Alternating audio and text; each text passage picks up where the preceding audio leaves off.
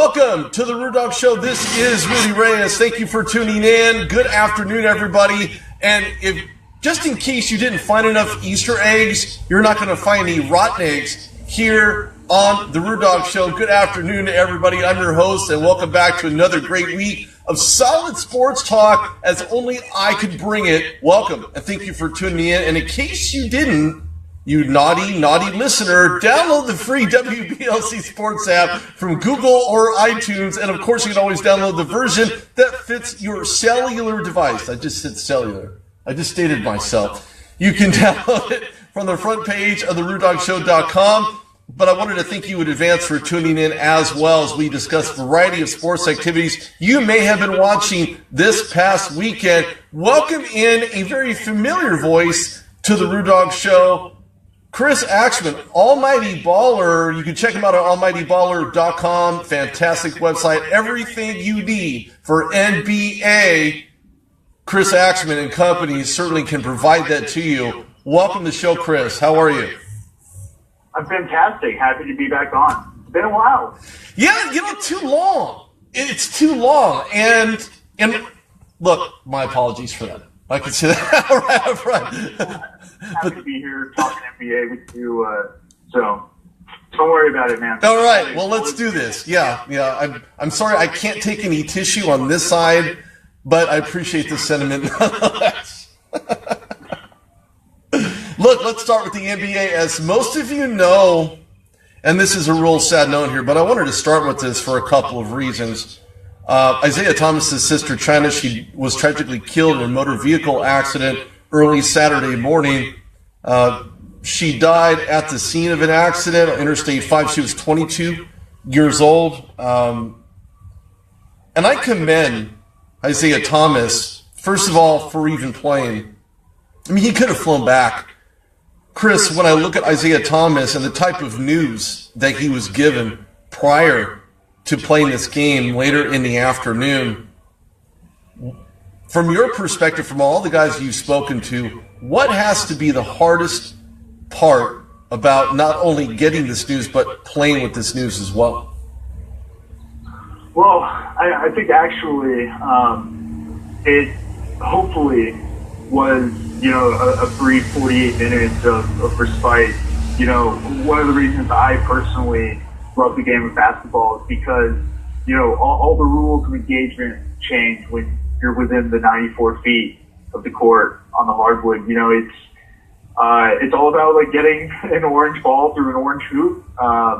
Teams out in the real world, there aren't teams and jerseys and numbers and 3-point shots. And then you step outside of that and you're back in the real world, and all the rules there and all the situations and everything floods back in. And I mean, it's great that he was able to play. It says a lot about who he is as a person and as a competitor and a teammate. But it's hard, honestly, to even talk about this game without starting with a conversation about what happened.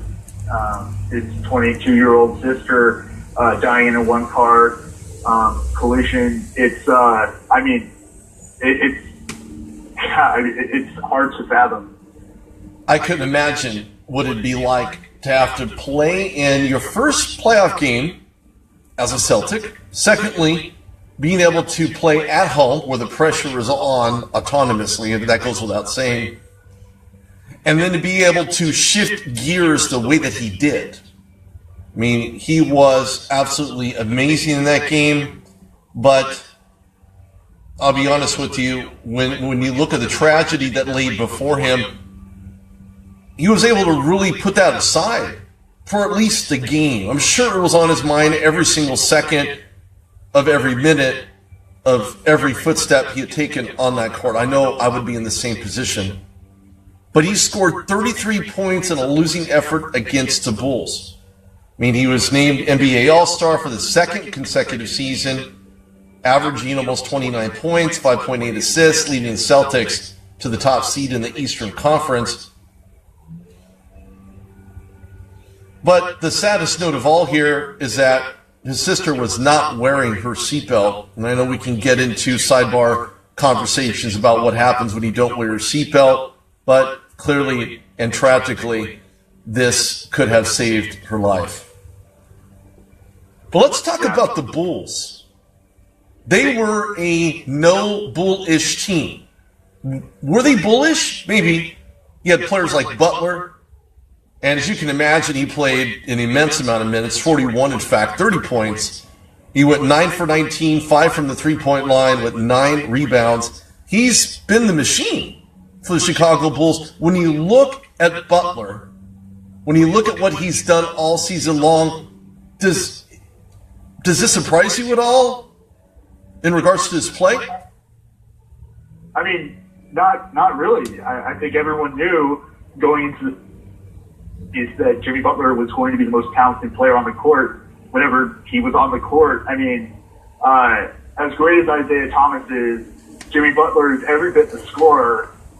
He's, of course, taller. Sorry to rub that in, IT. And defensively, he can totally change the tone of any given game.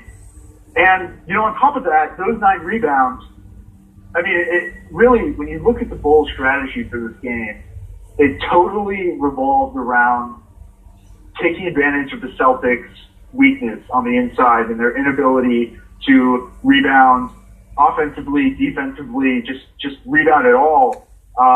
They're starting Al Horford, who's maybe a power forward at center, and Jimmy Butler's 9 rebounds was sort of indicative of this overall strategy, and he was a huge part of executing that. Yeah, he definitely was. It looked as though the Bulls were really trying to keep the Celtics off the glass, and he did. They did very effectively. Matter of fact, Robin Lopez contributed 34 minutes, more for defensive needs, as you know, just like anybody else. Lopez, big body guy, find himself in the paint, blocking guys out, boxing other guys out, but he went 6 for 10. He had 11 rebounds to go along with 14 points. Do you believe that Robin Lopez, given his role, being able to contribute the way that he has, will see more time considering how much of a defensive presence he is for this Bulls team?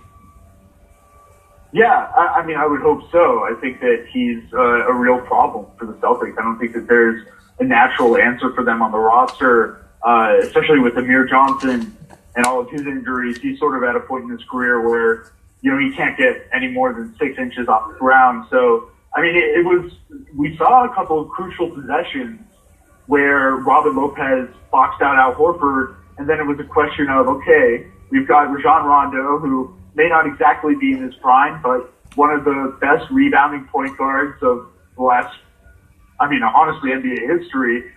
We've got Dwayne Wade, another situation where, not the best rebounder right now at this stage in his career, but, everybody 6'2", Isaiah Thomas, 5'9", maybe even shorter. Even Jay Crowder, you got Jay Crowder versus Jimmy Butler, and that was another key thing about this.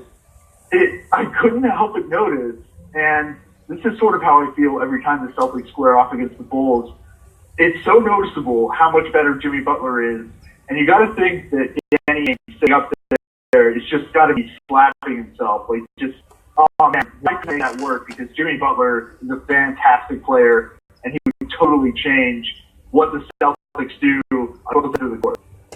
Yeah, it's really interesting when you look at that kind of move. You're right, I would probably be getting out the leather whip and whipping my back with it, recognizing that despite my best efforts, it just didn't work out. Maybe that's something they'll look for in the future from an internal standpoint to maybe give more work into keeping something that's working versus, trying to recreate the wheel and start all over again. But when you look at Rajon Rondo, you were talking about him. He went in to this system as a contributor, and no, you're right. He's not at his prime. He's past that.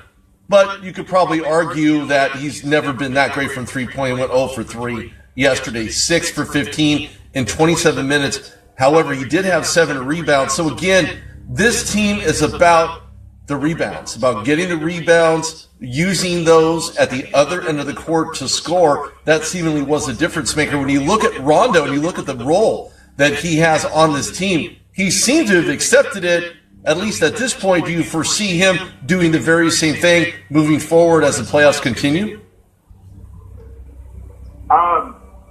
Well, I think that one thing that has been criticized about Hoiberg, and I'm not sure if it's fair or not, given the roster that he's working with, is that he's got an itchy trigger finger in terms of, am I going to keep this guy out there or am I going to bench him? I mean, Rajon Rondo, it wasn't that long ago where he was DNP coach's decision game after game after game, all of a sudden sort of thrust into the starting spot when it turned out that Cameron Payne was not exactly what the Bulls bargained for, and he started getting more minutes. It's just, you know, I'm from Dallas, not a big Rajon Rondo fan because of because of how he played during his brief stint on the Mavericks, and it's just, you know, it's hard for me to see his continued presence on the court being a good thing for this Bulls team. And we'll see what happens. I mean, we'll see how the chemistry of the team changes.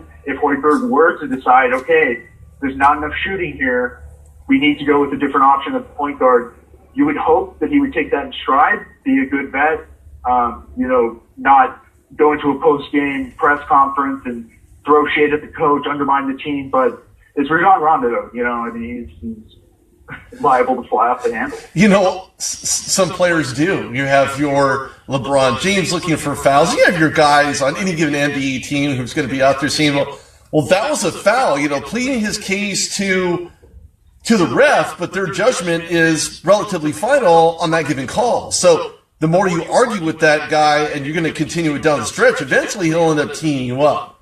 And I think that's something that Rajon Rondo is really going to have to figure out. You can keep your passion while you play, but the minute you let it get out of check, you're going to get teed. And I believe that's going to be the tone. Bulls or Draymond Green? Yeah, the Draymond Green also applies to that as well. But you know what? So far, he's kept it intact. He's only been ejected one time this year. Imagine that. Which, as passionate as he is, he did not get thrown out of yesterday's game. And it's just amazing when you look at him play. And I was talking to Ray Woodson, who covers the Warriors and 49ers up in the Bay Area on 680. And we were going back and forth about Draymond and how Kevin Durant feeds off of that. When you look at, I know Dwayne Wade and Rajon Rondo kind of sit in a very similar pattern. You know, they're now on different teams. They've been a contributor to this Celtics team. I mean, the Bulls, in their battle of the Celtics very well, I might add, defensively. When you look at Dwayne Wade, when you look at Rajon Rondo, I think that either Dwayne Wade plays off of Rondo or Rondo plays off of Wade. Do you think there's a type of defensive dichotomy between them? You know, honestly, I think that it's a disaster waiting to happen. And, you know, these are both guys late career, not exactly the best defenders. And as much as I think that there's a possibility for them to kick it into gear offensively, I wouldn't count on it. But, I mean, Dwayne Wade has hit some insane shots. Even, you know, just a year ago in the playoffs, he just went crazy on some teams. But I mean, in terms of defense, I think if I'm the Celtics, I go into the rest of the series, into each game, and just keep doing what I did in this game, and just wait for the Bulls to basically kill themselves for you. I mean, Bobby Portis had a career game, hit 80% of his shots, kept shooting. That's not going to happen next time. Mirotic, you know, not have an efficient game. He keeps shooting. If the Bulls keep crashing the offensive boards the way they did in this game, you're just going to let the Celtics, who are quicker and younger, you're just going to let them leak out in transition, and Rondo and Dwayne Wade are not going to be able to stop that. So, I think that the Celtics just, you know, dang, right? The Bulls got a game on us, but I just, you know, against the front line like Rondo and Wade, I'm just not all that worried about Boston. When you look at Boston and how young they are, I mean, again, we were talking about some of the difference makers for the Celtics between, you know, what Horford did, sort of, Avery Bradley contributing 14 points as well. I mean, look, the bottom line is this: there wasn't a ton of bench production from the Celtics outside of the starters yesterday. I mean, there really wasn't. When you look at guys like, you know, Brown. He had 5 points. Green had 1 point. They had relatively decent minutes, 6, 11, 3, 23, but the desired results for a guy who's going to make 7 points and keep him out there for 23 minutes, I don't find that a great use of your bench at all. Then at that point, there's enough rest for your other, guard to come back into the game. I think there's a lack of solid rotation by the Celtics. I think they relied too much on the starters and burnt them out faster. When you look at the bench production, and you can easily overlook it. You could say, you know what, well, the Celtics did what they needed to do, but did they? Did they really? I think they relied on too much of the starters. They didn't rotate when they need to. Some teams forget that fresh legs are needed because you could burn out the best player on the floor in the matter of 10 to 15, maybe even 20 minutes, depending on their athleticism. What have they played on an average during the regular season? Do you think that maybe that could have been the Achilles heel, no pun intended? No, actually, you know what? That was a pun intended against what the Celtics had not done yesterday against the Bulls. Well, I think part of the problem here is that really when Danny Ainge is thinking, okay, what do I need to throw into this lineup, any given lineup that's out on the court for the Celtics, when he's thinking, how do I fix these rebounding issues? And I mean, let's be frank. Like, if it's rebounding issues, the Bulls got 23 second chance points. That was the difference between a win and a loss. So when Danny Ainge looks over at the bench and thinks, okay, who can I put in? I mean, Tyler Zeller has not been playing all year, probably for good reason. Kelly Olynyk, talented guy, not exactly the best rebounder. Amir Johnson, starter, I guess. 18 minutes, but we already talked about, some of the struggles that he has rebounding. Really, I think that the big problem that Danny Ainge has in this is you can make little tweaks, and I agree it would have been great to get, even Jaylen Brown in the first half, some more minutes out of him when it looked like Jimmy Butler wasn't cooking. Like, he scored 24 of his points in the second half. In that first half, probably Jaylen Brown could have kept Jay Crowder a little bit more rested. But still, Jay Crowder only played 30 minutes. Really, Danny Ainge needs to put the right players around this core. And I understand that this is a work in progress. And honestly, when you look at the timeline of the Celtics team, this was at first place. If you had told me a couple of years ago that the Celtics would be the number one seed, back when they were barely squeaking into the playoffs, or, they just traded Paul Pierce and Kevin Garnett and totally revamped everything and signed a 5'9" point guard who was a castaway from the Suns and Kings, I would not say that, I would say that you were insane, but here we are. They're the first seed, but, they're not really ready for it. No, I think they're the weaker seed. If you really had to put the pedal to the metal, when you consider the amount of shot makers, and let's move into the what shoulda, coulda, woulda been, because you know as well as I do that the Cleveland Cavaliers were the deserving number one. They had played like they were number one. However, in the games they needed to win down the stretch, they didn't seem to have the effort. They didn't seem to have the strategy. And there was too much whining. And the cheese factory had closed down. So more wine, less cheese for the Cavaliers. When they needed to win the games they should have, they did not. And that propelled the Celtics as they recognized that, look, Cleveland's on our tail. We need to do something to step it up here. And they did, which clearly has put them in the first position overall. But they're not playing that way. They're not playing the way they did in the regular season. Is there a myth, Chris, when you're talking about what you do in the postseason versus what you've done in the regular season? Is there a modification that the Celtics really need to make to not only, forget this series, throw this out the window. If for some reason Boston gets past these pesky Bulls somehow, some way, do they even have a chance against Cleveland?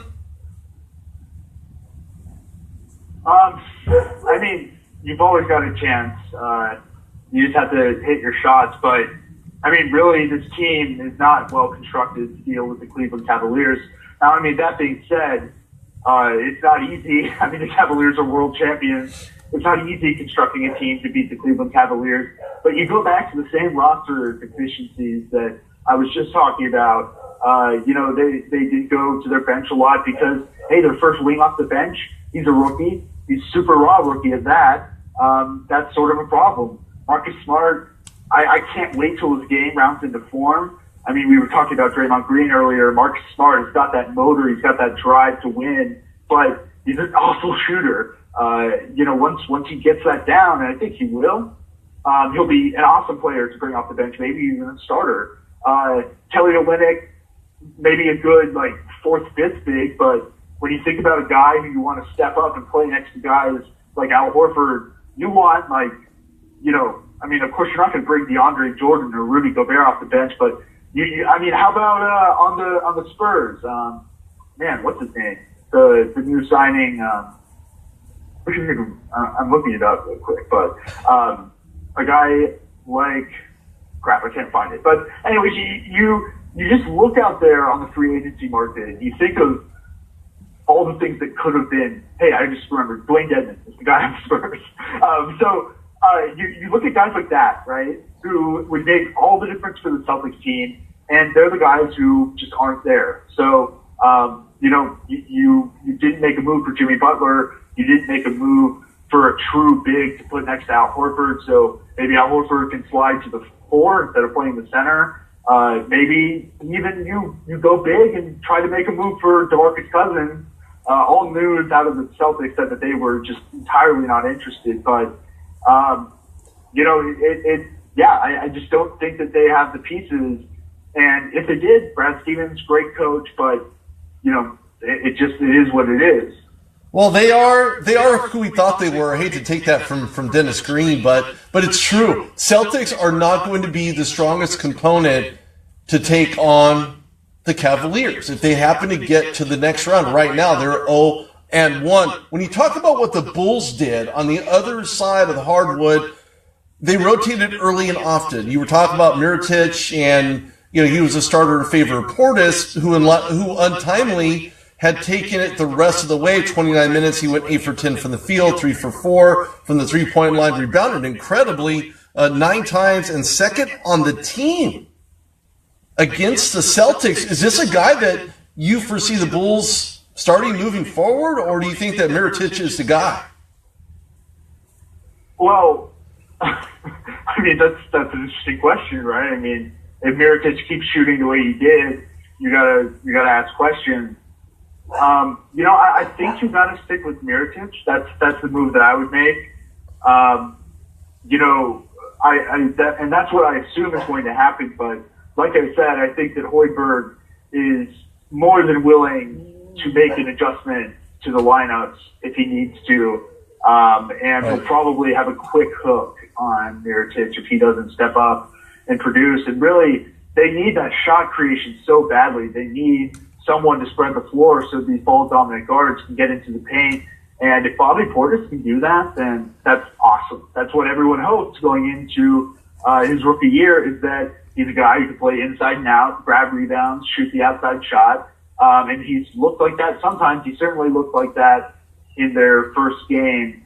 But, he's a rookie, and he's, inconsistent even for a rookie. So, that would be a tough call to make, to decide to sit a vet like Nikola Mirotic. Well, the problem is this: if he's not producing, if he's not delivering on either end of the court, if he's not getting the rebounds, if he's not a productive guy, if not a productive player, then there's no reason to keep him out there. Is this a benefit of the doubt move for Mirotic? Maybe he just had a bad game. Every player in the NBA for the last 80 years can say, well, you know what, I had a bad game. Do you think Mirotic is over it at this point?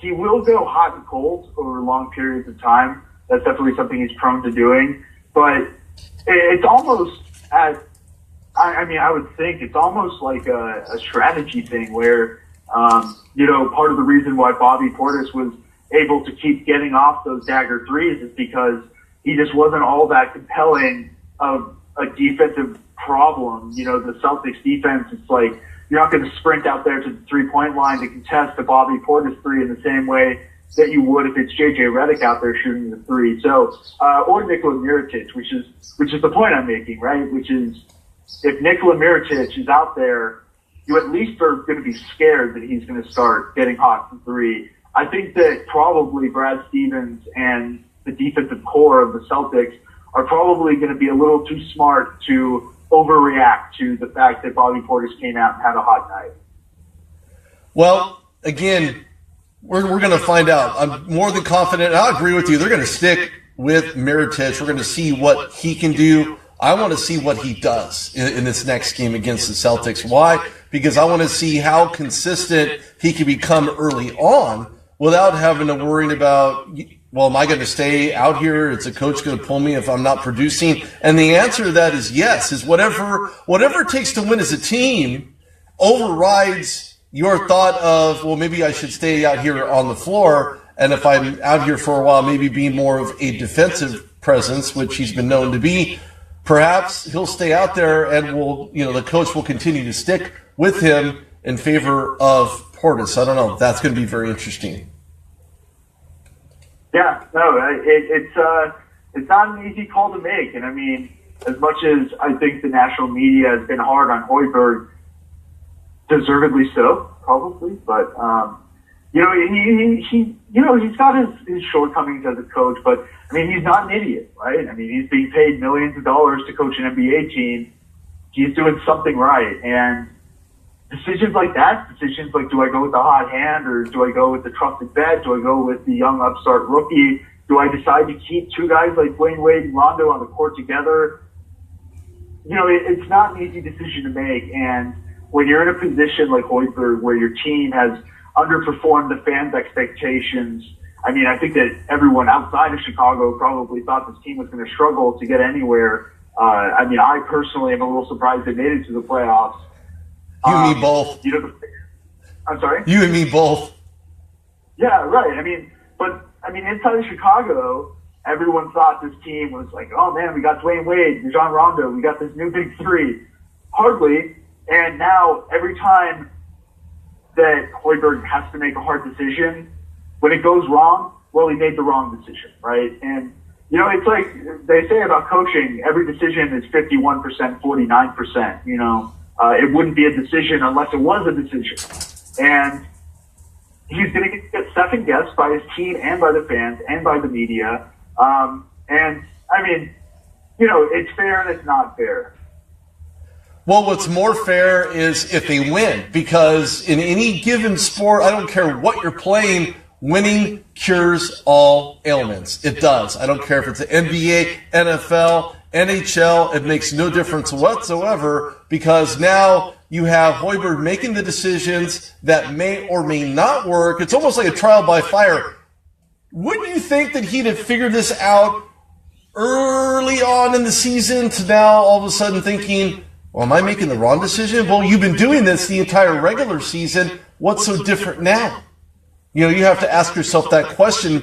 Did I make the right decisions early on? And if so, can I make those moves? I mean, he clearly knows who he can put out there that works well together, quote unquote, and I'll use that term very loosely, because everybody wants to be number one point guard, number one center. Everybody, wants to play their own thing, but I think in some instances when you have personnel out there that quite maybe doesn't mesh all that well, you run into interferences. You run into those catatonic state situations where you're thinking, you know what, maybe not such a good idea.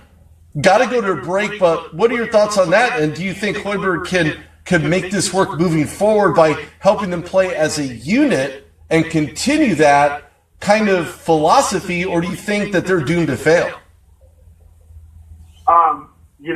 Like I said, I think they're probably doomed to fail.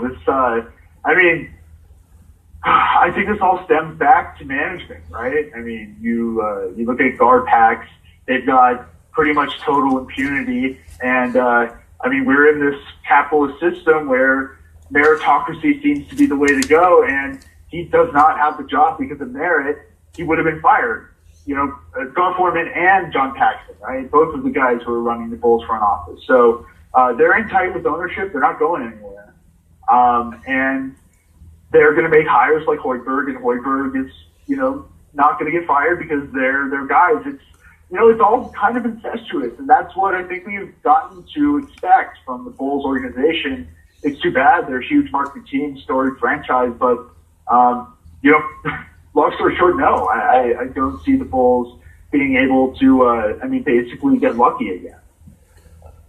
I don't know. Any given playoff game to see if what they put together will be transitioned into continue winning what they need to win and when they need to win and how they need to win. So, again, winning cures all wounds. If it works and they get past this round, they'll look like geniuses. And if they don't and they fail miserably, the media will crucify them. It never worked from the beginning. It never started where we wanted it to. Now, here we are thinking, well, what could we have done? Now off with the heads. Now off with Hoiberg. Now off with Paxton shoved out of the front offices. Now all of a sudden you have a franchise that's in more disarray after the fact than they ever had been previously because they were winning. Interesting dichotomy.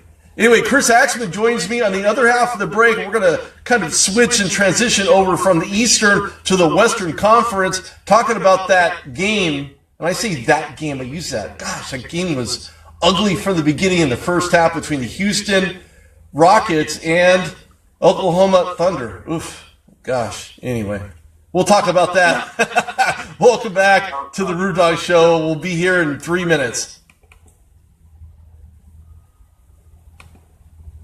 This is The Sheet.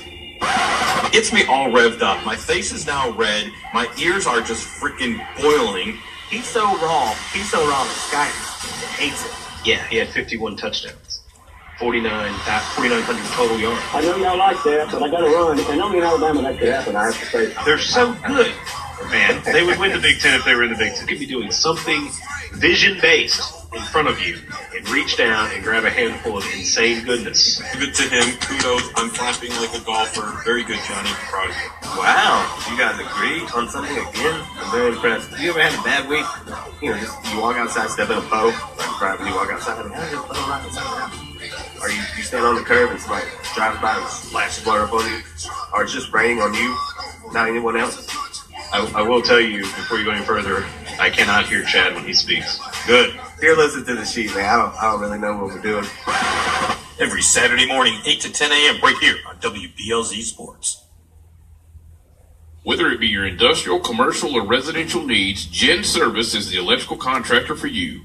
The Gen Service team has the expertise, commitment, and educational years to help you solve all your electrical concerns. They have you in their best interest with helpful suggestions to accommodate your every want. Give them a call, no matter the size of the job, at 740-438-7173. Mention WBLZ Sports, and you'll get a discount. That's Gen Service, 740-438-7173.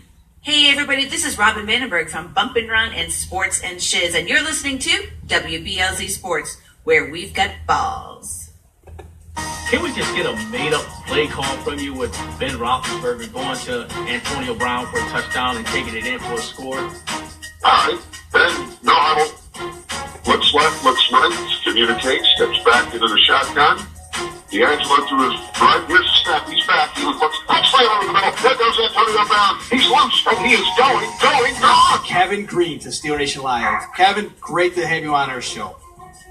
Outstanding. Well, I appreciate that. Thank you. Good to be on the show. Join Sanders Tisdale and James Owen and co-host Jeff Reed as we talk to some of the biggest names in Steel Nation Live sports out there. Check us out every Tuesday night, 6 to 7 p.m. only on WBLZ Sports, the only sports show out there that has balls. WBLZ Sports, we've got balls. There's no sponsors your balls.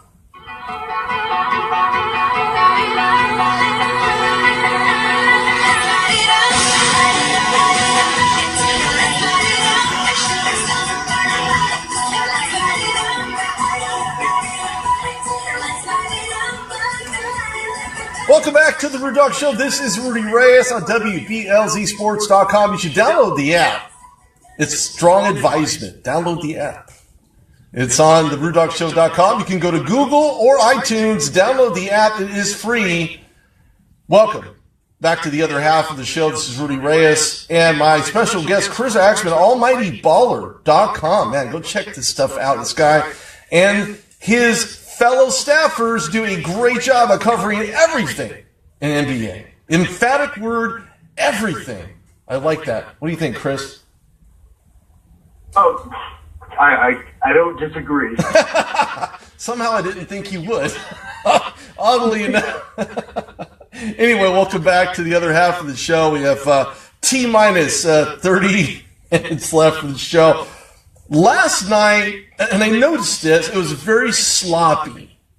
Everybody's had a sloppy Joe, right?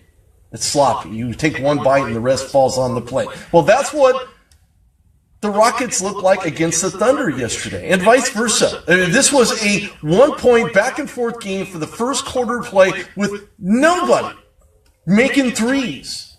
You had Harden and Westbrook, 3 for 23 or something? It was insane. They were trying to have a three fest. It did not work out at all. And again, very, very ugly. From the onset of this game, when you've seen this, what were your thoughts about, is this going to be a ho-hum-drum game? I can tell you, I was more interested in the commercials than the game itself in the first quarter. Well, I previewed this series with the OKC podcast on almightyballer.com, Almighty Baller Radio, Down to Dunk. One of the hosts there, Andrew Schlecht, I recorded a podcast just a couple of days ago talking about how the Thunder could win the series. And everything we discussed in terms of, okay, this is how they could get the upper hand. This is how they can react to James Harden and the Rockets' explosive offense. Every single thing that we talked about did not happen in that first game. And if I'm a Thunder fan right now, I'm not happy. I'm scared because, it looked like out there that the Rockets beat the Thunder at their own game and then, of course, beat the Thunder at the Rockets game too. So, it was sort of a disaster. It did not make me hopeful for the Thunder's chances. Especially when how they were playing. You had Roberson, Adams, and even Oladipo at times looked relatively stale. Somehow able to get inside of the paint for Oladipo, making those points count and be able to refuse some. Matter of fact, he was taken out early in the game because of an elbow or something that came across his face trying to defend a ball. He did that very successfully, I might add. But the fact alone that this team and the starters on this team, Westbrook was 3 for 11. 3 for 11. That's, I don't know. What's wrong with that picture? What happened to Russell Westbrook yesterday in that game? Well, I think playoff intensity happened. You look at some of the poor shooters on the Thunder's roster. Steven Adams is going to be spreading the floor. Andre Roberson, one of the worst shooters in the league. Taj Gibson, even, great player, maybe not a great fit for a team that really just needs someone who can hit a three-point shot. And every time Russell Westbrook tried to take the ball and move it to the paint, you all of a sudden had 50 bodies, right? You had Trevor Ariza collapsing into the paint on that drive. You had Ryan Anderson helping out. You had James Harden hanging out. You had Clint Capella contesting the shot. And then you put something up, if you're Russell Westbrook, or you take a couple more dribbles and the ball gets taken away, or you kick it out to Andre Roberson, who just totally whiffed on a three. And either way, if the shot misses, which it will, you've got 4 or 5 Rockets defenders right there in the paint, ready to grab the rebound. It was scary. It does not look good. No, not at all. Taj Gibson 2 for 4 from outside, 3 for 6. Westbrook 6 for 23. Oladipo 1 for 12. Look, they didn't even get the assists that they needed. The rebounds were there, but the transition into creating points off of those turnovers, they had Roberson had 2 steals, Adams had 1, Westbrook had 2, Oladipo had 1 as well. Those steals did not translate into points, and they lost terribly. But I'll be honest with you, when I look at the teams that are in the playoffs right now, These two teams are by far the best matchup in the Western and Eastern conferences. Why? Because they look so much alike. They look so much alike. What are your thoughts on the parity of this series? Do you see this going deep, or do you think that the Rockets have enough with Harden shooting at will when he ended the game with 37 points and outshined Westbrook? I mean, MVP hasn't been voted yet, but does that cloud the minds of people in regards to MVP? And if so, who do you give the nod to, Harden or Westbrook? Well, I mean, MVP votes are in. It hasn't been announced yet. You know, I probably would have voted for Westbrook. It's not because I think he's the better player. You know, I think James Harden is better. I think that the way he conducts that offense is masterful. But, you know, bringing it back to the similarities between the Rockets and the Thunder, I understand the similarity in terms of you've got one dominant MVP candidate who's got the ball in his hands, you know, the majority of the time. You've got both of these guys averaging super high usages, but also averaging like 14 assists, 13 assists. But the similarities stop there, right? I mean, on the Rockets side, you've got a springy young Clint Capella. He's looked a lot more athletic than Steven Adams did over the course of the year. But really key, Trevor Ariza, Ryan Anderson, Patrick Beverley, Eric Gordon, Lou Williams, putting up threes all day long. They actually just quietly beat the Warriors' record from last year for the most three-point shots attempted. And they broke that record, mind you, 70, 75-ish games into the regular season. They have the shooters to take those shots, and they have the system to take those shots too. Now, you look over at the OKC Thunder and their squad. I mean, Taj Gibson, I don't think has ever shot a three. If he has, it was desperation heat from half court.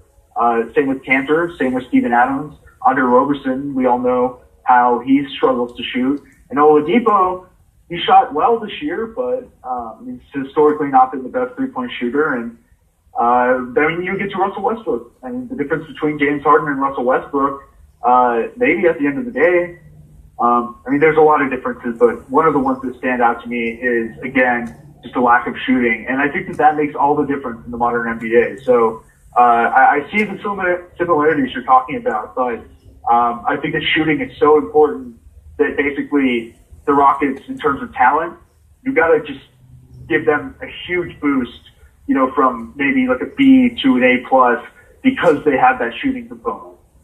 Right. No, I don't disagree with that aspect of it, and I agree that's where the similarities end. Why? Because you have D'Antoni, who should be Coach of the Year, I might add, in my opinion, based on what he has done with less, considering. But you know, credit's given where credit's due. Trevor Ariza 0 for 1 yesterday. Anderson 0 for 4. Beverly 4 for 6. And Harden himself, as good as he is at the three-point line, 3 for 11. Is this more of a competitive matchup in Game 2, or do you see perhaps the Thunder transitioning over and getting more of the bench involved in the process in order to see what they can do, or do you think that it's just going to be status quo for the Thunder at this point?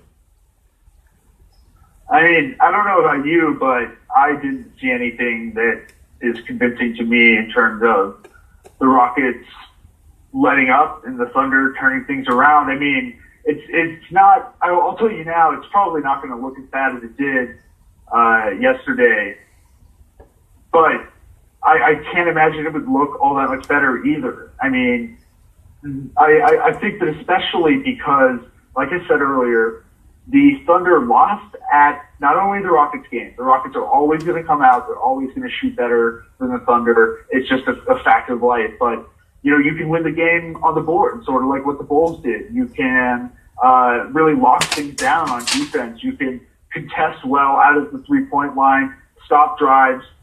None of that happened. And they weren't even really close. And if I'm the Thunder, I'm scared because the difference between how they played and how they need to play if they're going to be able to make this series competitive was just a vast chasm. And it's, again, like I said, it's not a great thing to see.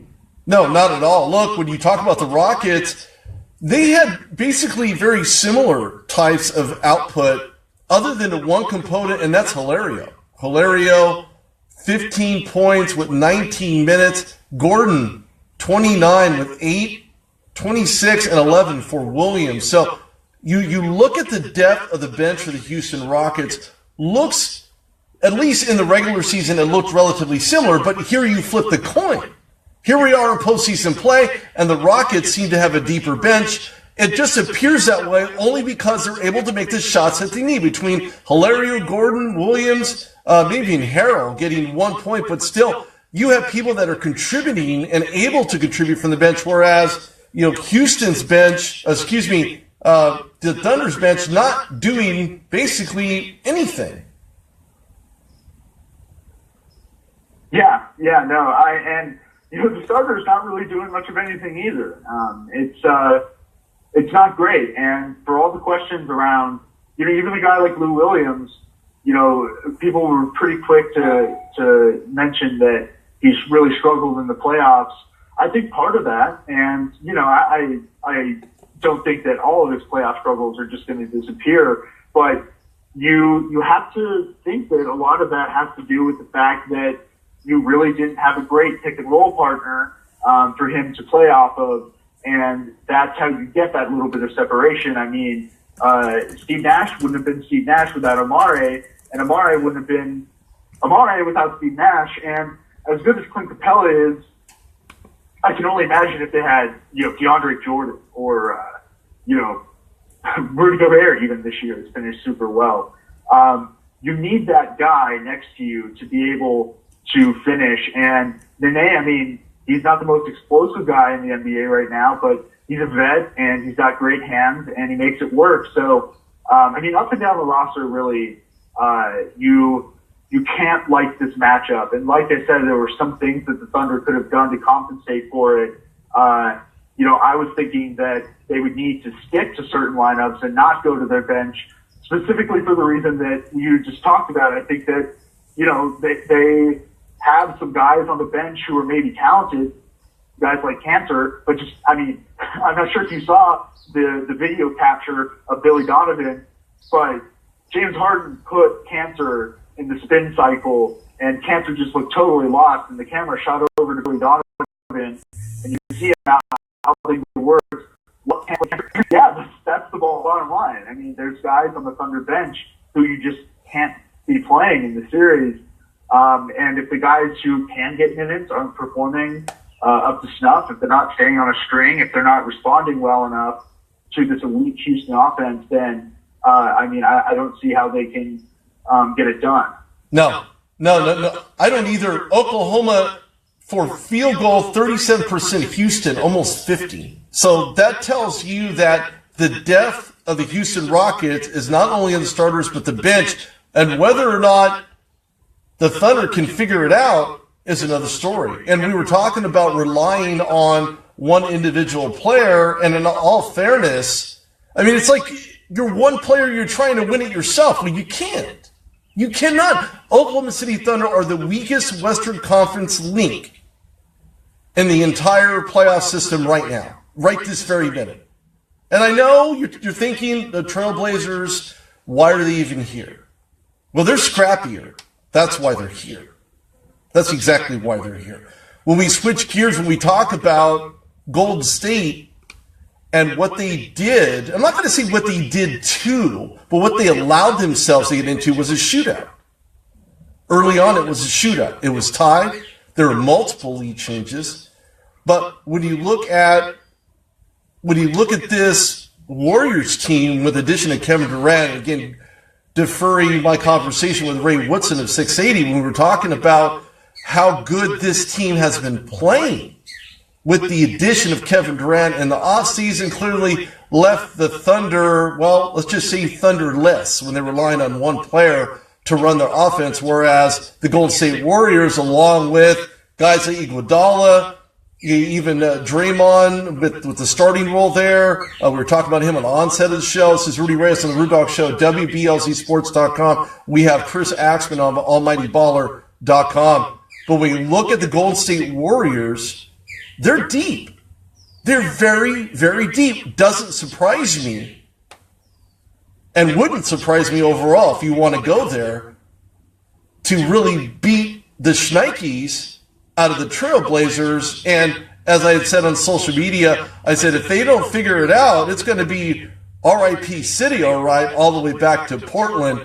When you look at the Warriors in this matchup against the Trailblazers, I have the Warriors to win it all anyway. And no, it's not because I'm in California, but because they're the most all-around team. They're all-around great in transition. Sometimes they end up kind of sort of in the onset of the game. But when you look at this matchup against the Warrior and Trailblazers, who is your pick, and why does Kevin Durant make all that much difference in this lineup against the Trailblazers?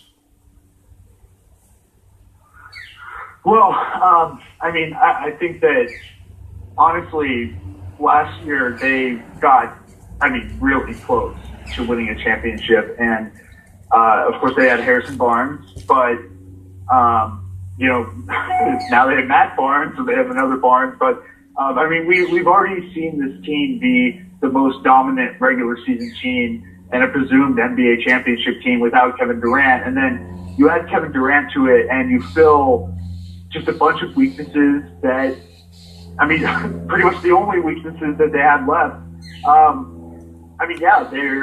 There's a reason why they're the presumed favorites, right? They're stacked with talent, top to bottom. Kevin Durant is an amazing player, and then you add him to this Warriors roster that is an amazing team, and it's really incredible to watch. And, I don't really want to lay into the Trailblazers right now. It's not that they're bad. They certainly have things that they can improve on. And I think that we saw one of the things that they could have improved on when Nurkic got into the lineup. Of course, now he's injured, broke his leg, but for a brief minute there, they were one of the best teams in the league. But still, this Warriors team is a buzzsaw. What are you going to do about that? And I think the answer is that you lose in 4. Yeah. Look, I want to lay into the Trailblazers. I know you may not want to, but I do. And the reason why I do is because we're talking about earlier, it seems to be the theme here. You're so reliant on one player to win it all. And it doesn't work that way. It's a concerted effort by your key players, transitionally defense, transitionally in offense, rebounds, blocks, steals, the list goes on and on and on. When I look at the Warriors this year against the lower seed, obviously, versus this year, I think they have an easier route because I think they're going to steamroll through Portland, through the Portland series. They're going to stumble here and there, yeah, granted, but I take them in 5 easily, very easily. Why? Because they are the better team. Now, on the other part of that Western Conference, we don't have that much time left, but I want to give a shout out to how the Jazz are playing. They took it to the Clippers. Now they're leading 1-0 in LA. How was Utah able to beat the Clippers on the home floor, and do believe that the Jazz can really take the series and wipe the Clippers out of it?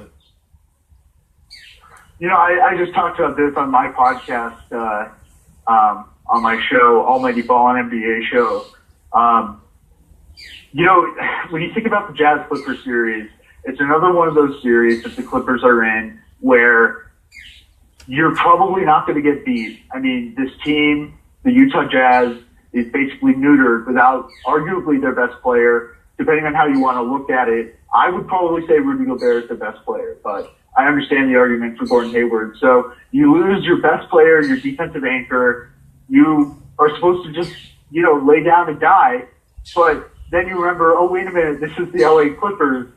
And the LA Clippers, I mean, there's something up with the Clippers, right? I mean, I can't put my finger on it. It's not something that you can quantify with stats and analytics, but there's something about the Clippers that year after year, whether it's simultaneous injuries last year to Chris Paul and Blake Griffin, whether it's Josh Smith all of a sudden becoming the best three-point shooter in NBA history for a brief 4-minute stretch and all of a sudden leading a comeback, and then the Clippers just get obliterated, whether it's, you know, this, that, or the other. This Clippers team just, I mean, it's not going to happen for them. And the Utah Jazz have something to fight for, but the Clippers just don't have soul in the way that you need to be able to really make a deep playoff run. And here's the thing, you know, I fully expect the Clippers to probably make it past the Utah Jazz.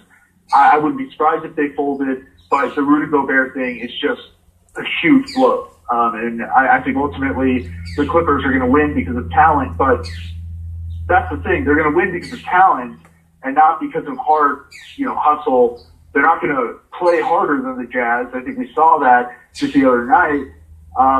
But the problem with that is that the Clippers are not the most talented apple in the apple cart. Yeah. I mean, we just talked about the Warriors.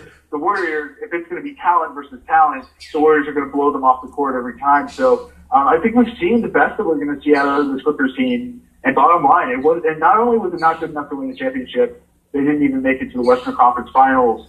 And, you know, maybe they resign and bring everyone back, make another run at it.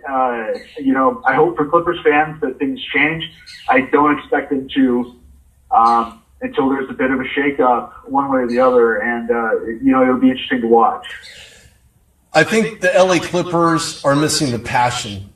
I think they're missing the key component of let's make this about a team effort. Something about the fluidity, something about how they play, getting the players in the right positions to make the scores count when they need to count on every single possession, where you're talking defense on one side of the court to transitioning that into offense and scoring on the other side of the point. I think they're missing a true big man in the middle. I really do. I mean, you can have Blake Griffin, but he's not very big. Obviously, it's not CP3, so the biggest question, who is it? What about DeAndre Jordan? DeAndre Jordan? One guy against a blue-collar Utah Jazz team that basically took him out of the equation in game one? Well, but that's the thing. I mean, this is a guy who was a first-team All-NBA center last year. He's on the wrong team. DeAndre Jordan's on the wrong team. He's on the wrong team. If he wants to win a championship, it's not in LA. You should go to the Celtics. I agree. All right, I'm calling you up, okay? You're Doc Rivers. I'm Danny Ainge. All right. Ring, ring. Ring, ring. Yes. Okay, so I'm Danny Ainge, and you're Doc Rivers. So I'll go with the Boston accent, even though I can't really do it. So, Doc, yes. I want to put an offer on the table that you can't refuse. What are we talking about? Jay Chowda, and Al Horford, and I want in return, I want DeAndre, the two of them. Yeah, I don't know. How about next year? I think it's going to happen next year. Oh, man. Chris, hey, man, tell everybody where they can find you and where they can see all your great stuff on almightyballer.com.